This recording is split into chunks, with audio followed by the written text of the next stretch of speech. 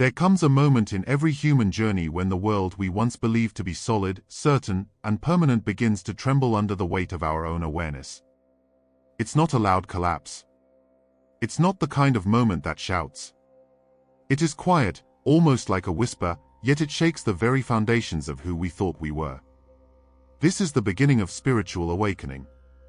Not a miracle descending from the sky, not an explosion of divine light, but a slow and gentle realization that the boundaries we've drawn, between ourselves and the universe, between the inside and the outside, are illusions.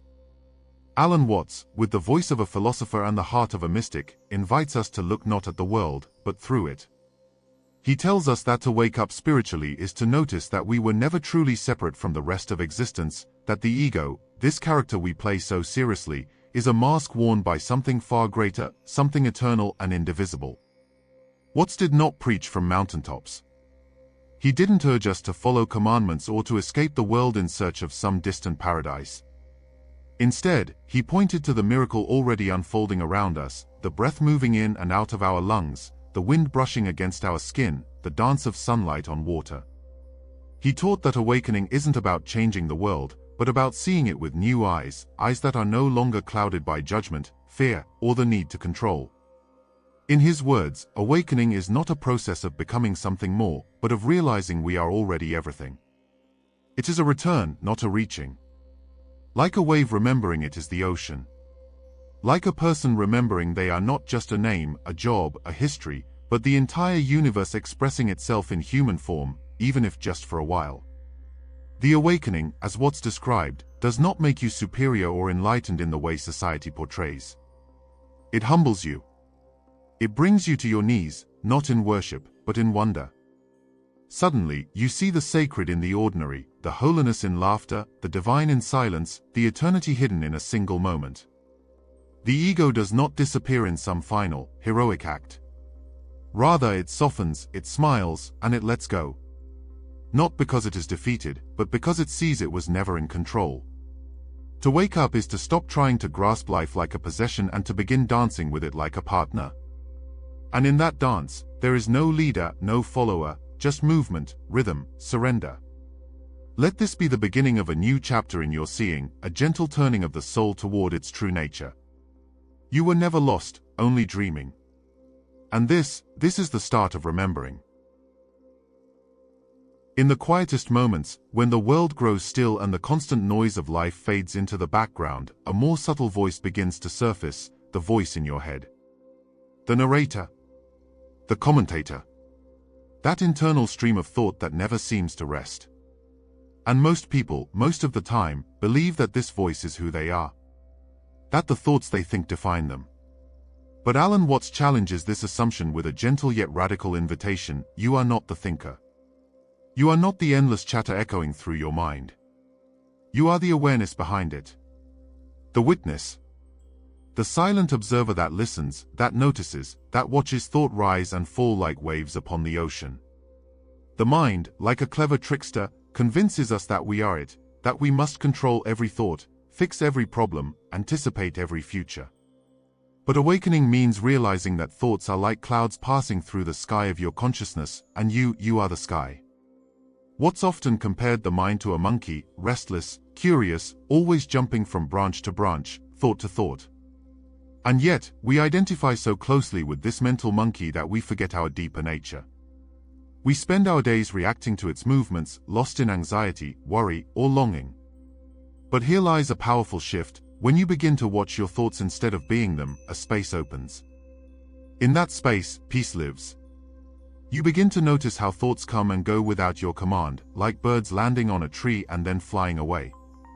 And suddenly, the need to fight every thought or fix every emotion dissolves. You are no longer the storm. You are the sky in which the storm appears and disappears. This is not detachment in the cold sense, it is clarity, warmth, and freedom.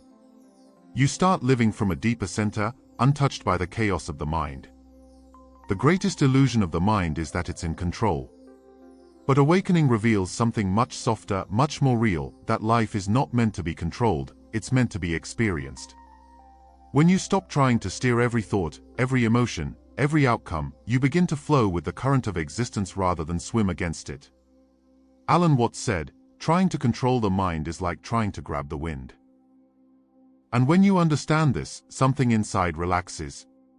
You no longer need to hold on so tightly. You don't have to analyze every experience or seek meaning in every moment. Instead, you just become present. Fully here. Fully now. You begin to hear the silence between your thoughts, and that silence is not empty, it's full of life, full of presence. It is there, in that stillness, that your true self resides. To wake up spiritually is not to escape the mind but to put it in its rightful place. Like a tool, a servant, not a master. Thoughts are useful, beautiful even. But they are not you. You are the one who sees. You are the one who feels. You are the stillness beneath the motion, the consciousness behind the story. When this truth settles in your being, a new kind of freedom emerges, not the freedom to escape life, but the freedom to live it without fear, without judgment, without needing to be anyone other than who you truly are. This is the path Watts laid before us, not a staircase to climb, but a veil to lift. Not a destination, but a homecoming. One of the deepest illusions that human beings carry is the belief in separation, the idea that we are isolated islands, floating alone in a vast and indifferent ocean. It begins early, when we learn to say I and you, mine and yours, and it becomes so deeply rooted that we rarely stop to question it. But Alan Watts, with his playful yet piercing insight, reveals this as the central misunderstanding that clouds our spiritual vision. According to him, what we truly are is not separate from the universe, we are the universe, expressing itself as a human being.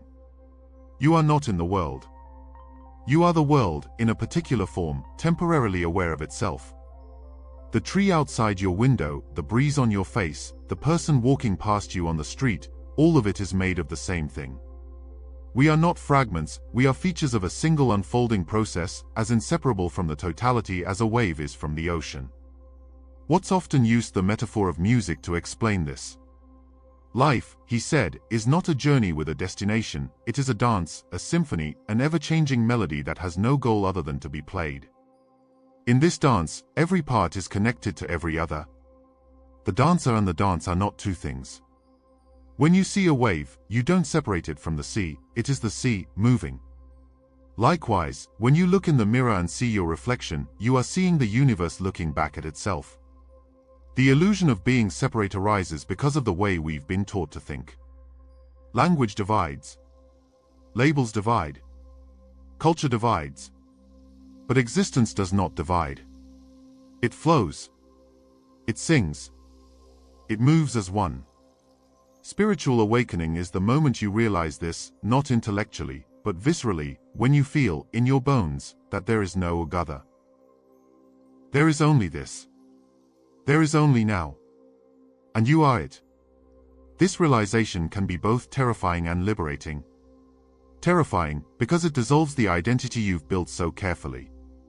The mask of ego, the fortress of self. You begin to see that everything you thought was you are is just a pattern in a larger field. But it's also liberating, because the moment you drop the burden of separation, fear begins to lose its grip.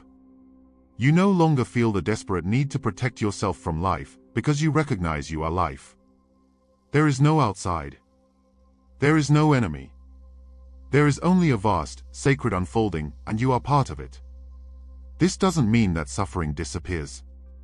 But it changes. It softens. Because now, instead of being trapped inside the story of a me against the world, you are free to move with the rhythm of life. To let go. To breathe. To simply be. The illusion of separation is what gives rise to conflict, loneliness, and the relentless chase for meaning. But when the veil lifts, when you see the interconnectedness of all things, love arises. Not the love of possession or condition, but the love that sees no boundary between self and other. The love that knows, when I care for you, I care for myself. When I harm you, I harm myself. It is not a moral duty, it is a natural response to truth.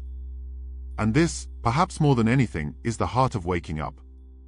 To see through the illusion of separateness is to come home. Home to the present. Home to the whole.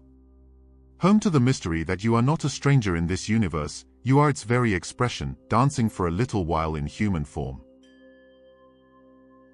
There is a secret at the heart of all spiritual traditions, whispered softly beneath the surface of every sacred teaching, every ancient text, every wise teacher's voice, and Alan Watts brought it to light with unmatched clarity. Freedom is found in letting go.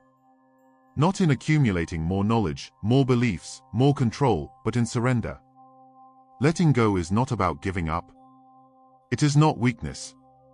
It is the highest strength, the courage to release our grip on the things we cannot hold, our past, our fears, our need to be right, our image, our illusions of permanence.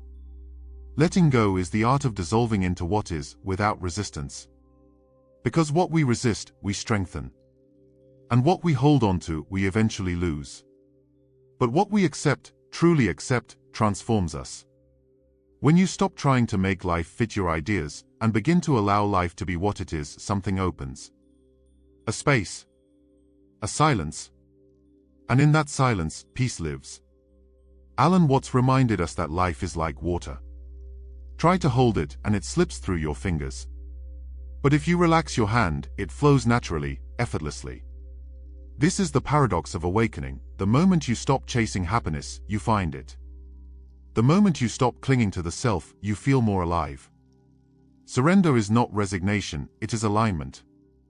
It is the soul's recognition that life is wiser than our plans. That there is a deeper intelligence beneath the surface of appearances. Letting go is trusting that you do not need to control everything for things to unfold beautifully. In fact, control often blocks the very harmony we seek. So we begin to loosen our grasp, not only on external things but on our inner narratives. We let go of the idea that we are broken, that we are unworthy, that we must become something else to be whole. No. You are already whole. You were never apart from the source. You just forgot. The ego resists this truth, of course. It feeds on the illusion of control. It thrives on the myth that safety can be earned through effort, through perfection, through endless self-improvement. But Watts laughed at this illusion, not cruelly, but tenderly. He said, to have faith is to trust yourself to the water. When you swim, you don't grab hold of the water, because if you do, you will sink and drown. Instead, you relax and float. That is the spirit of letting go. It is the wisdom of knowing when to stop struggling. When to stop grasping for meaning and allow life itself to be the meaning. And in doing so, you do not lose yourself, you discover yourself. Not as a fixed identity, but as a fluid, open, infinite presence. A being in tune with the pulse of existence. You become like music, not something to be understood, but something to be felt. To wake up, fully, is to release even the need to wake up. It is to let go of the seeker, the search, the spiritual ego that wants to be our enlightened. True awakening happens when the seeker disappears into the present moment. When there is no longer someone trying to arrive, only the unfolding of this breath, this step, this heartbeat. And in that space, where nothing is forced and nothing is held, everything is revealed. The divine is not elsewhere. It is here. In your breath. In your surrender. In your letting go. And now, the journey is not something you follow. It is something you are. You are the path. You are the unfolding. And the moment you stop trying to control the current, you become the river itself, flowing, free, awake.